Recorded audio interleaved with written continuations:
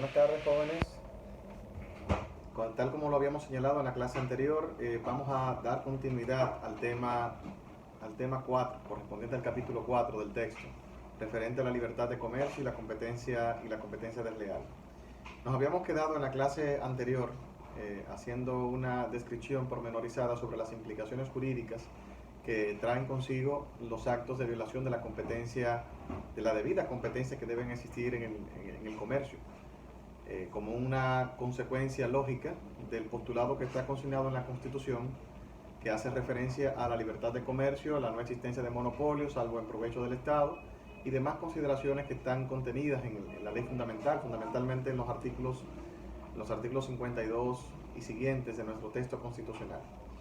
Para hoy dijimos que íbamos a abordar lo concerniente a los aspectos procesales, propiamente hablando, para encaminar las acciones derivadas de la incursión en estas prácticas anticompetitivas, que como hemos dicho anteriormente, pueden clasificarse entre prácticas concertadas, abuso de posición dominante y competencia desleal propiamente hablando. Es importante hacer referencia, ya que describimos en la clase anterior y enumeramos en qué consiste, ¿verdad?, cada uno de esos tipos de medidas anticompetitivas o de prácticas anticompetitivas. Es preciso señalar que tanto la ley sobre propiedad industrial, la ley 20-00, como la ley 42-08 sobre competencia desleal describen de manera pormenorizada todos estos tipos de prácticas que podrían ser sancionables. Dentro de ellas podemos citar, tal cual lo hace el autor del texto, como actos de engaño, actos de confusión, actos de comparación indebida, entre muchos otros, ¿verdad?, que pudieran ser calificados y tipificados como prácticas anticompetitivas. Es preciso señalar a modo de ejemplo que la ley sanciona cuando se utilizan emblemas, marcas que ya están debidamente registradas en favor de un determinado agente económico. De igual manera, la ley sanciona los actos de comparación indebida, o sea, cuando usted compara un producto con otro haciendo referencia a que su competencia no reúne las cualidades o condiciones, cuando no está debidamente aprobado o apoyado en procedimientos científicos, y usted lo hace meramente para desacreditar al adversario. O sea, ese tipo de prácticas está clara y definidamente sancionada por las leyes, tanto por la ley 42-08 como por la ley 20-00 sobre propiedad industrial. De tal manera que en caso de que se incurran en una cualquiera de esas eventualidades, se podría recurrir al procedimiento que manda observar la ley para sancionar tales conductas. Esos procedimientos podrían ser tanto el ordinario como el especial, previsto en la ley 42-08. Cuando hacemos referencia al procedimiento ordinario, quiere decir que usted puede recurrir por ante la vía penal o por ante la vía civil la reclamación de los daños y perjuicios que tales prácticas pudieran ocasionarse.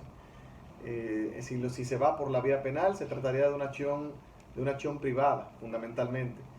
Hay algunas características de infracciones que podrían requerir el auxilio del Ministerio Público y que podrían constituirse como acción pública a instancia privada, en la cual participe el Ministerio Público una vez que usted le aporta prueba de las prácticas anticompetitivas. También pudiera dirigirse por ante la jurisdicción ordinaria entablando una demanda civil en reparación por daños y perjuicios.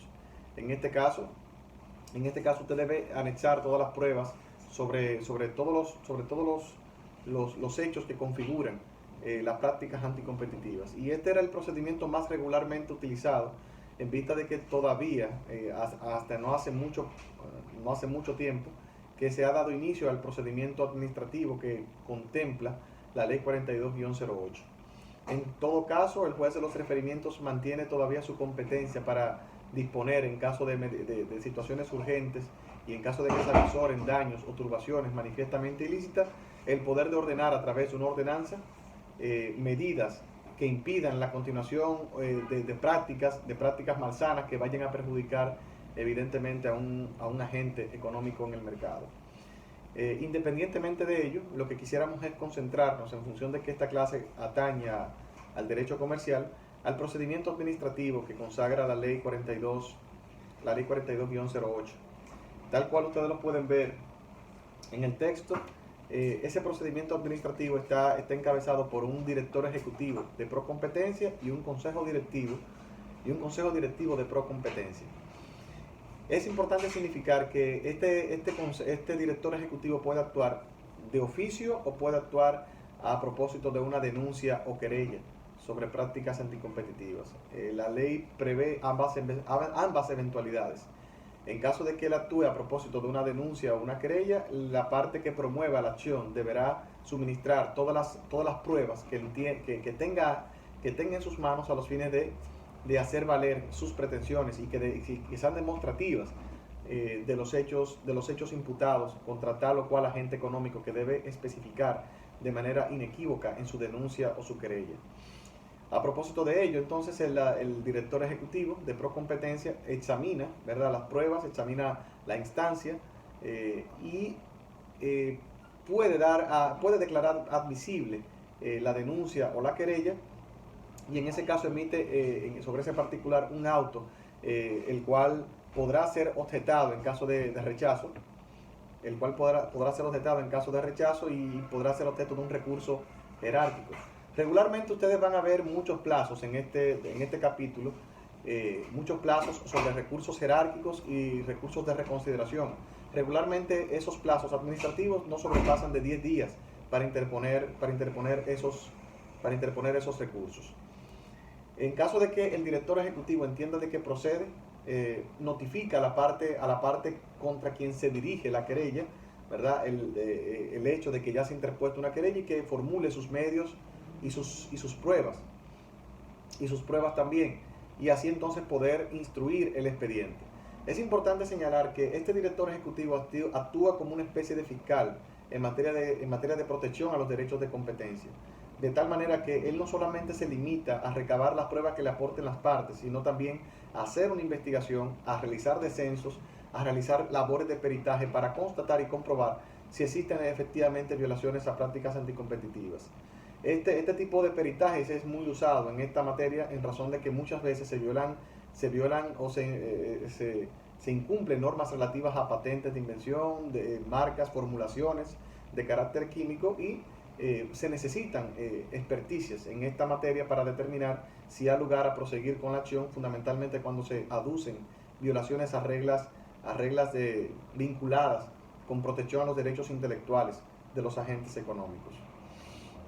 En ese sentido, está facultado por la ley para llevar a cabo todo este proceso de investigación a que la ley hace referencia. Es importante que para estos fines ustedes puedan leer el contenido de los artículos 42 al 50 de la ley 42-08. Son los artículos que tienen que ver con el tema del procedimiento en esta materia. Bien. La doctrina hace referencia, como habíamos dicho, a los diferentes actos que pueden constituir prácticas anticompetitivas.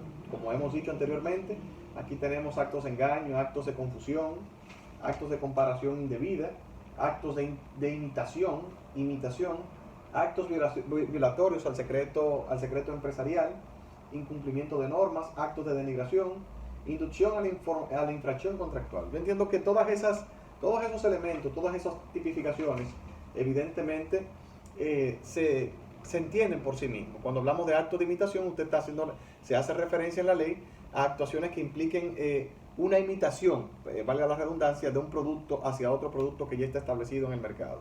De todas estas infracciones conoce la Dirección General de Protección de Competencia, o como comúnmente se le denomina en términos abreviados, Procompetencias. Entonces, ya la doctrina hace referencia al procedimiento administrativo y te desglosa de manera pormenorizada cómo se inicia la investigación, el procedimiento de instrucción, la instrucción del expediente sancionador, el informe y la resolución de desestimación.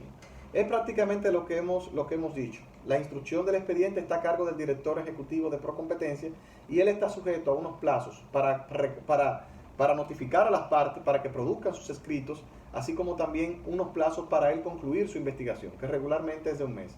El plazo se puede extender, se puede prorrogar por más tiempo en caso de que sea necesario.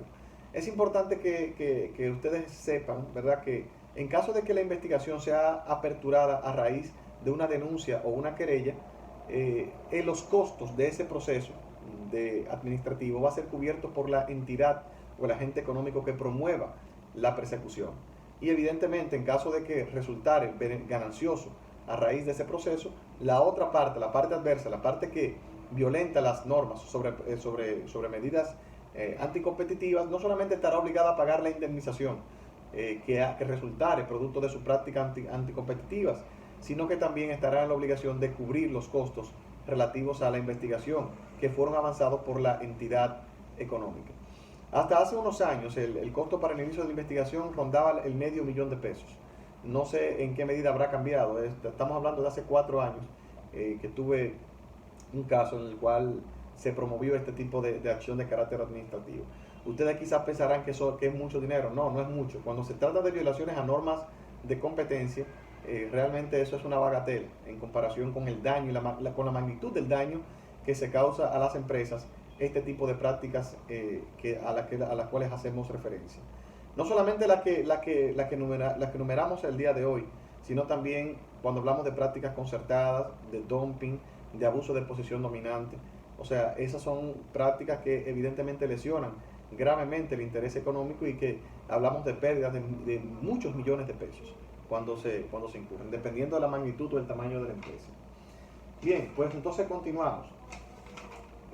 Una vez, de conformidad con lo que señala el libro, el texto, una vez es concluida la fase de investigación, entonces está en la obligación el director ejecutivo de emitir una resolución en torno al resultado de su investigación.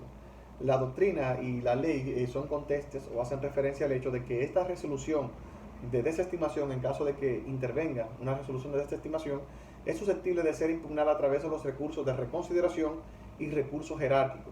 Reconsideración quiere decir un recurso que se interpone ante el mismo funcionario que emite la decisión, y un recurso jerárquico quiere decir ante el superior inmediato del funcionario que emite la resolución. En este caso, como es el director ejecutivo, entonces sería ante el Consejo de la Dirección Ejecutiva de Procompetencia, que estaría supuesta a conocer de este recurso jerárquico, y el plazo para intentar el mismo es de 10 días, contados a partir de la resolución de desestimación o de vencimiento del plazo que tiene el director ejecutivo para pronunciarse sobre la admisión o inadmisión de la querella o denuncia formulada en contra de tal o cual agente económico. Entonces, prácticamente ustedes pueden verificar acá los plazos que tiene este director ejecutivo para pronunciarse. Dice acá que debe pronunciarse en un plazo de 45 días hábiles, y el tipo de decisión que se puede tomar al respecto.